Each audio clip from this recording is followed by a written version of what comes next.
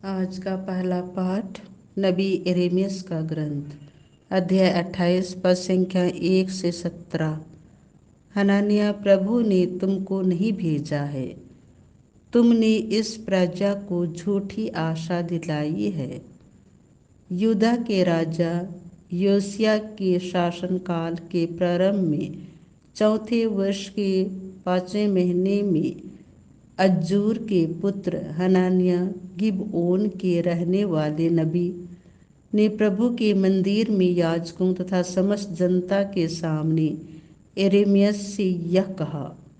विश्वमंडल का प्रभु, इस्राएल का ईश्वर यह कहता है, मैं बाबुल के राजा का जुआ तोड़ूंगा। मैं ठीक 2 वर्ष बाद प्रभु के मंदिर के वे सब सामान वापस ले आऊँगा जिन्हें बाबुल का राजा नबूकदनेस्सर यहाँ से बाबुल ले गया था। यहोयाकीम के पुत्र यूदा के राजा यकोन्याह को और यूदा के सब निर्वासितों को भी मैं बाबुल से यहाँ वापस ले आऊँगा। यह प्रभु की वाणी है, क्योंकि मैं बाबुल के राजा का जुआ तोड़ूंगा। किंतु नबी यिर्मयाह ने सब याजकों तथा समस्त जनता के सामने नबी हनन्याह को संबोधित करते हुए कहा, यहोमस्तु, प्रभु ऐसा ही करे। प्रभु तुम्हारी भविष्यवाणी पूरी करे और प्रभु के मंदिर के सब सामान और सब निर्वासितों को भी वापस ले आए। किंतु जो बात मैं तुमको और सारी जनता को बताने जा रहा हूँ, उसे ध्यान से सुनो।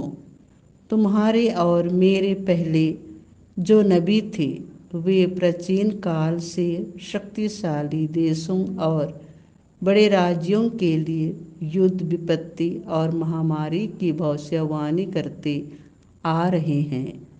जो नबी शांति की भविष्यवाणी करता है, वह तभी प्रभु का भेजा हुआ नबी माना जा सकता है, जब उसकी भविष्यवाणी पूरी हो जाती है।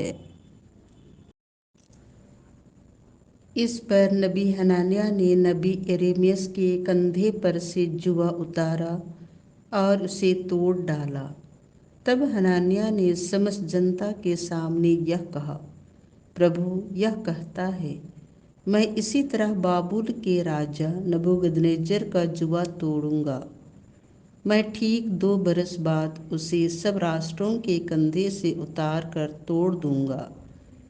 इसके बाद नबी यिर्मयाह अपनी राह चला गया।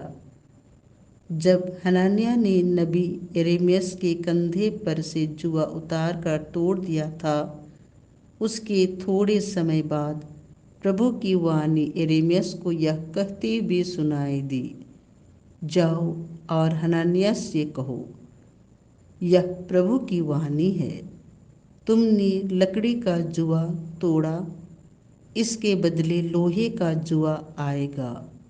क्योंकि विश्वमंडल का प्रभु, इस्राएल का ईश्वर यह कहता है, मैं सब राष्ट्रों के कंधे पर लोहे का जुआ रखने जा रहा हूँ। वे सब बाबुल से राजा नबूकदनेस्सर के अधीन होंगे। मैंने बनाईली पशुओं को भी उसके अधीन कर दिया है। नबी यिर्मयाह ने नबी हनन्याह से कहा, हनन्याह, ध्यान से मेरी बात सुनो। प्रभु ने तुमको नहीं भेजा है। तुमने इस प्रजा को झूठी आशा दिलाई है। इसीलिए प्रभु यह कहता है, मैं तुमको इस पृथ्वी पर से मिटा दूंगा। तुम इसी वर्ष मर जाओगे, क्योंकि तुमने प्रभु के विरुद्ध विद्रोह का प्रचार किया है। उसी वर्ष के 7वें महीने में नबी हनन्याह का देहांत हो गया। यह प्रभु की वाणी है। संत मत्ती के अनुसार पवित्र सुसमाचार अध्याय 14 पद संख्याएं 13 से 21। उन्होंने स्वर्ग की ओर आंखें उठाकर आशीष की प्रार्थना पढ़ी और रोटियां शिष्यों को देने लगी। यीशु ने यूहन्ना बपतिस्ता की मृत्यु का समाचार सुनकर वहाँ से हट गए और नाव पर चढ़कर एक निर्जन स्थान की ओर चल दिए। जब लोगों को इसका पता चला तो वे नगर नगर से निकलकर पैदल ही उनकी खोज में चल पड़े। नाव से उतरकर यीशु ने एक विशाल जन समूह देखा। उन्हें उन लोगों पर तरस आया और उन्होंने उनके रोगियों को अच्छा किया। संध्या होने पर शिष्य उनके पास आकर कहने लगे, यह स्थान निर्जन है और दिन ढल चुका है। लोगों को विदा कीजिए, जिससे वे गांव में जाकर अपने लिए खाना खरीद लें।